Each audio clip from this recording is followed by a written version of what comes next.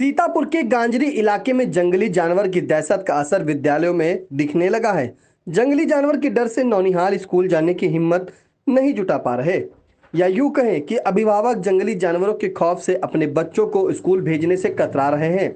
कुछ भी हो, गांजरी इलाके के स्कूलों में सन्नाटा पसरा हुआ है। हकीकत से रूबरू कराने के लिए आई इंडिया आपको ले चल रहा है थाना थानगांव क्षेत्र के प्राथमिक विद्यालय गुलहरिया, जहां विद्यालय में शिक्षक उमाकांत वर्मा तो मौजूद हैं, लेकिन पंजीकृत 91 बच्चों में से एक भी बच्चा विद्यालय नहीं आया। आई इंडिया आपको पहले यह बता देना चाह रहा है कि इसी विद्यालय में पंजीकृत कक्षा 2 का 8 वर्षीय छात्र शिवपाल यादव पुत्र रघुराज यादव पर जंगली जानवर ने शुक्रवार की शाम हमला कर दिया था। ग्रामीणों ने हिम्मत जुटाकर जंगली जानवर के चंगुल से छात्र शिवपाल को छुड़ा लिया था। हमले में घायल छात्र शिवपाल को प्राथमिक उपचार के बाद लखनऊ रेफर कर दिया गया है। वीडियो में आप देख सकते हैं कि विद्यालय में शिक्षक के अलावा कोई छात्र मौजूद नहीं है। आइए जानते हैं शिक्षक उमाकांत वर्मा का क्या कहना है। जी, हमारे प्राथमिक विद्यालय में गुलरिया में 91 बच्चे पंजीकृत हैं, जो कि कल सुबह शाम 7 बजे बच्चा हमारे यहाँ जो कक्षा 2 में बच्चा शिवपाल पढ़ता था, उसको तेंदुआ ने आक्रमण उस पर कर दिया, जो कि घायल अवस्था में लखनऊ रेफ़र कर दिया गया है। और उसी दहशत के कारण आज हमारे स्कूल में एक भी बच्चा पढ़ने नहीं आया। उमाकांत वर्मा। इस घटना के बाद डीएफओ ब्रजमोहन शुक्ला सहित वन विभाग की टीम ने गुलहरिया गांव में डेरा डाल रखा है। घटना स्थल पर रेंजर बिस्वा कमाल अहमद सिद्दीकी, रेंजर लहरपुर ब्रजेश पांडे, रेंजर हरगांव बीनू पाल सहित एक्सपर्ट टीम मौके पर मौजूद है। आई इंडिया के थानगांव संवाददाता अरुण सिंह ने मौके पर जाकर हालातों की जानकारी ली और डीएफओ ब्रजमोहन शुक्ला से बात की। आप भी सुने डीएफओ ने क्या कहा, देखे या ग्राउंड जीरो की रिपोर्ट। ऐसा कि कल शाम को मुझे सूचना मिली थी कि जहां मैं खड़ा हूं इस गांव में कोई जंगली जानवर किसी बच्चे पर हमला कर दिया था। उसकी सूचना मिली तो रात में उसको ले जाया गया था रेवसा पीएचसी में, उसका इलाज वगैरह करवाया जा रहा है। उस सूचना पर आज मैं यहाँ पर देखने आया हूँ कहाँ क्या मामला है, किस स्पॉट पर है मामला है, उसी तहत मैं यहाँ पर आया हूँ। तो मैं पूरी असली निरीक्षण कर रहा हूँ, देख रहा हूँ क्या स्थिति है हम लोगों की, कैसे क्या हुआ। अभी तक आपके द्वारा क्या दिशा निर्देश दिए गए हैं और क्या कार्यवाही की जाएगी? देखिए, दिशा निर्देश दे दिए गए हैं। सबसे पहली चीज़ है बचाव और सावधानी। इसके विषय में हम लोग पॉम्पलेट बंटवा रहे हैं, लोगों को बता भी रहे हैं। जब से सबसे पहली बात है कि सूर्यास्त के बाद और सूर्योदय के पहले घर से न निकलें, और जब भी जाएं झुंड में जाएं, कई लोग जाएं हाका लगाते हुए जाएं, ठीक है। और जानवरों पर विशेष ध्यान रखें। जानवर जो है उसको बड़े पहले बांधें, उसके बीच मिडिल, उसके बीच छोटे जानवर बांधें, घर के आसपास बांधें।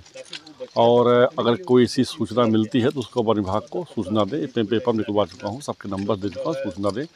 अच्छा, तीसरा काम हम यहाँ पर करने जा रहे हैं। अब यहाँ पर जो है लेपर्ड केज यहाँ लगाएंगे और उसमें कुछ जानवर ऐसा बात ताकि उसमें होता फंस जाए।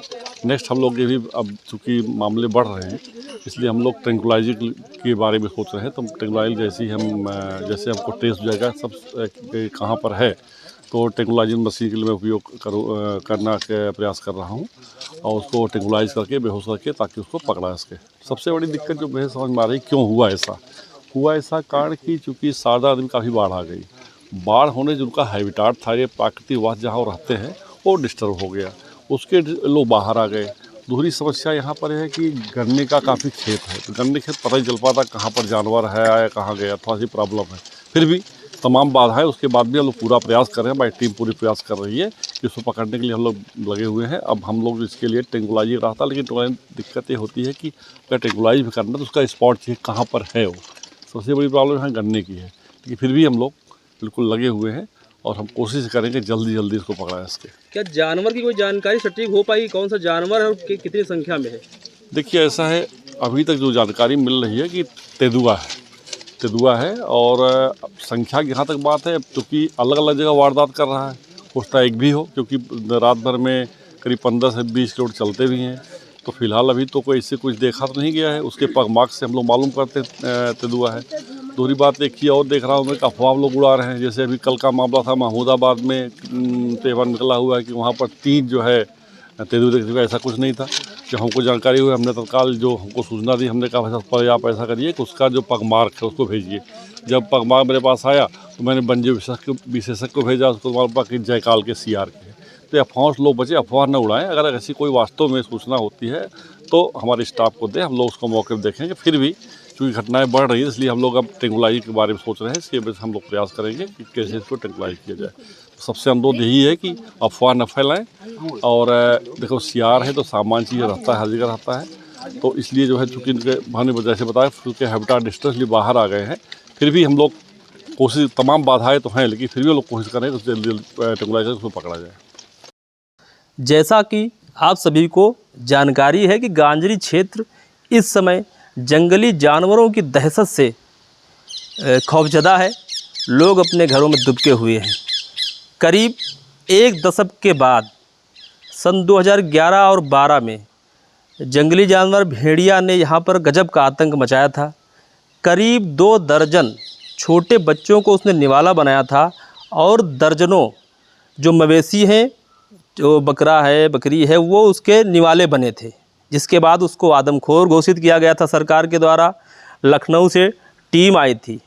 उसके बाद उसका ग्रामीणों और वन विभाग के द्वारा उसको मारा गया था।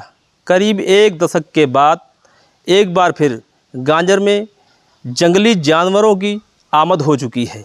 लोग दहशत में हैं, अपने अपने घरों में दुबके हुए हैं। लेकिन इस बार जंगली जानवर बड़ा होना बताया जा रहा है। जैसा कि घटनाएं हो रही हैं उनसे ये प्रतीत होता है कि जंगली जानवर या तो तेंदुआ है या फिर बाघ है, जिसके लिए वन विभाग लगातार काम्बिंग कर रहा है और उसके बारे में जानकारियाँ इकट्ठा कर रहा है। इस समय हम मौजूद हैं विकास खंड रेउसा के थाना थानगांव अंतर्गत प्राथमिक विद्यालय गुलरिया में। आप देख रहे हैं कि कैसे जंगली जानवर के डर से शिक्षा जो है बच्चों की वो भी प्रभावित हो रही है। कल रात इसी गांव के रहने वाले शिवपाल यादव और पुत्र रघुराज यादव, जिसकी उम्र महज 8 साल है, वो अपने पिता के साथ घर की तरफ जा रहा था रात को लगभग 7:30 बजे। तभी एक जंगली जानवर ने उस पर हमला कर दिया।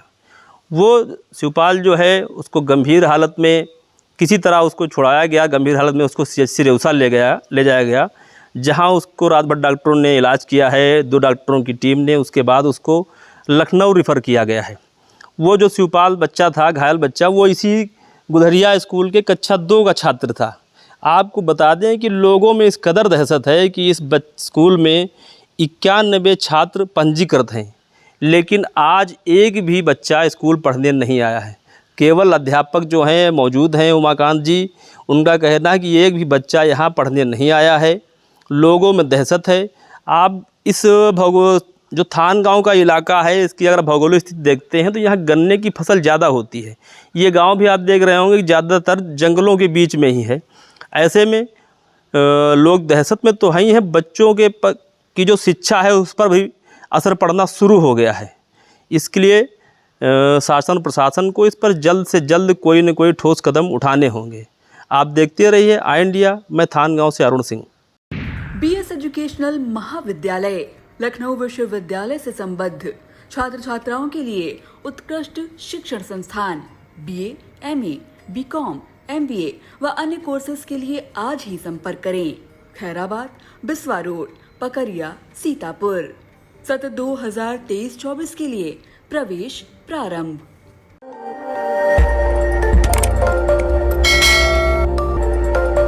खबर आपकी, नजर हमारी। देखते रहिए आई इंडिया।